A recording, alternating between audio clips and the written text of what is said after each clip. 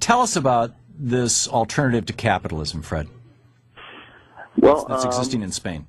Mondragon is a network, an integrated network of cooperatively owned companies. That is, companies owned by the workers who work in the companies.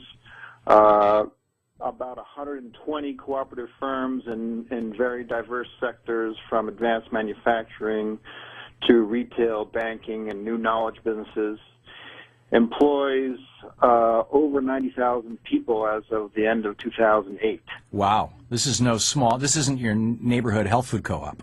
Right. No, this is big business in many different sectors. Right. They're manufacturing appliances. They're manufacturing furniture. What are some of the other areas that they're in? They manufacture very high-tech machine tools that they even ended up exporting to Germany. A real trick in Europe to export machine tools to Germany. They manufacture domestic appliance components, auto parts for 8 or 10 of the big automakers around the world. Wow. They have a bank and a large insurance company as well. And all of this is owned by the people who work for it. Period. End of discussion. Right. And how do those people who work for Mondragon, how do they govern? How does governance happen? Well, each worker, after a probationary period, becomes a worker member.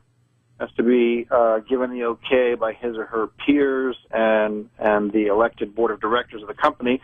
Once the person becomes a member, he or she pays a membership fee and then has one vote in the General Assembly of Worker Members, which is effectively equivalent to a shareholders meeting. All of the workers in the company are members, and they each have one vote in the annual General Assembly, and they decide major policy issues, different rules and basic rules and regulations, and they elect members to their board of directors, sometimes called governing council. Right.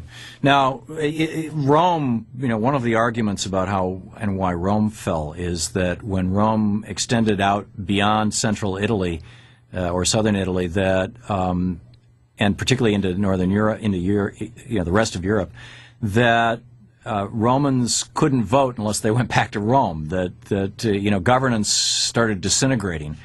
It's one of many theories out there. And Mondragon, I know, has expanded beyond just the Basque region of Spain.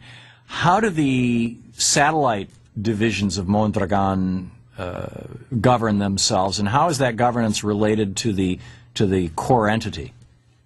Right. This is one of the thorniest and most complicated issues to figure out for the Mondragon companies these days. There are basically two stories. One story is in the retail business, which is a chain of supermarkets and other retail stores. They needed to expand massively and quickly in the 90s, 2000s, and they did that. And they have now decided that it's becoming too inconsistent to have thousands and thousands of workers in subsidiary companies that are not worker members. So they have decided to initiate a cooperativization process. Mm-hmm. It's complicated to explain legally and financially, but essentially they're going to turn their 8,000 or 9,000 members, worker members, another 5,000 who own stock in their subsidiaries, and the other 35,000 or so workers are over the next 3 to 5 years going to become worker members in a series of cooperatives. The conventional companies are going to be turned into cooperative enterprises. Now, this model is going to be carefully studied by the co-ops in the industrial division because they have subsidiaries overseas, right. Over 70 of them in a couple of dozen different countries. They're going to look hard at this model and try to figure out how to adapt it to the different legal circumstances in each country, to the different financial situation of each of the subsidiaries, and to the cultural circumstances in the various countries, which are very different from those in the Basque Country and very different from one another. Right. So So let's say I work at one of the Mondragon businesses. Mm-hmm. My boss is decided by who? Or by whom? It depends a lot on the business. In many instances, it's hard to talk about Mondragon as one thing. Right.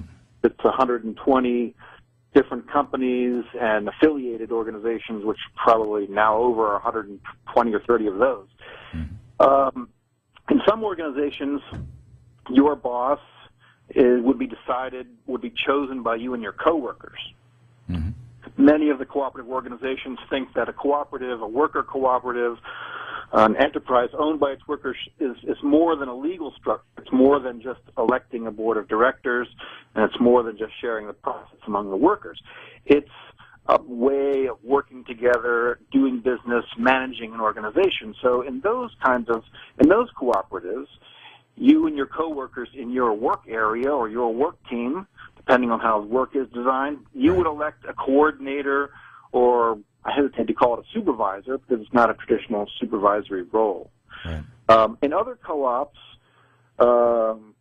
workers, managers, a mix of the two have more traditional attitudes about management, more traditional understandings of management, and your supervisor would be selected by his or her boss, and that person is named by the CEO of the company.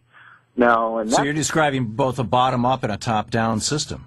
Right. There are different systems in different co-ops. I mean, the co-ops are required to have a democratic legal structure, right, where the ultimate governance is in the hands of the worker members, and they elect the board and hold management accountable. But in day-to-day, week-to-week management, the co-ops vary a lot. Some of them are very participatory, very participatory with very flat organizations, very little hierarchy, and others are more traditional. So certainly the overall thrust, the overall policy and interest of the co-ops is to make them as participatory and communicative as possible. Fascinating, fascinating. And do the folks well, first of all, how did this start? This started in the Basque region of Spain with a priest. Right. Tell us the story quickly. Right after the Civil War in Spain, priest, a very special man. Which was the 1930s, wasn't it?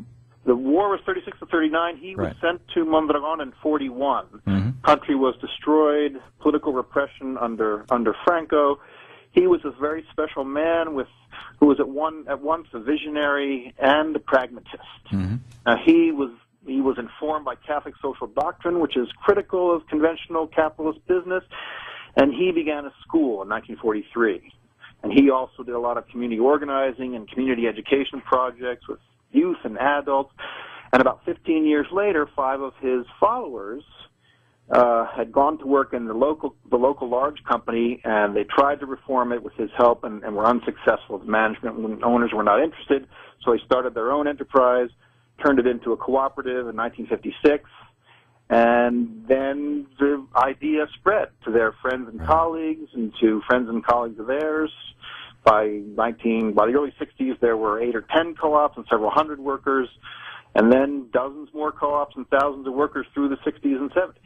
Right, and this is a brilliant example of the question. I think one of the big questions of our day right now that is being asked is: are we here to serve the economy, or is the economy here to serve us? And in the case of the Mondragon cooperatives, the answer by the people who put the thing together itself was, the economy is here to serve us. The business is here to serve us. So we're going to create the business in a way that will serve us, the workers, us, the citizens, us, the people who live here, as well as we can serve it. Is this promoted, and Fred, we have about a half a minute left. We're talking with Fred Freundlich, mondragon.edu. Is this promoted as an alternative to capitalism, or is that debate kind of set to the side? It's certainly not openly promoted that way. Many of the worker members think of it that way. Uh-huh. The businesses have to interact constantly with all kinds of organizations in Spain and the Basque Country and around the world, and they think it's a better way to do business. It's a better way to run an organization. It's a better way to work and manage together. But they generally don't go around the world and proselytize or stand on soapboxes and bang the table. Yeah, very interesting. Fred Freundlich, Mondragon.edu, MondragonCorporation.com, OwnershipAssociates.com. The website's Fred. Thanks for dropping by, and thanks for the great work you're doing. Pleasure. Professor Freundlich, great talking with you. Isn't the bigger picture, is the economy here to serve us, or are we here to serve the economy? Ultimately, that's what we have to tackle. Your thoughts, 866-987-THOM.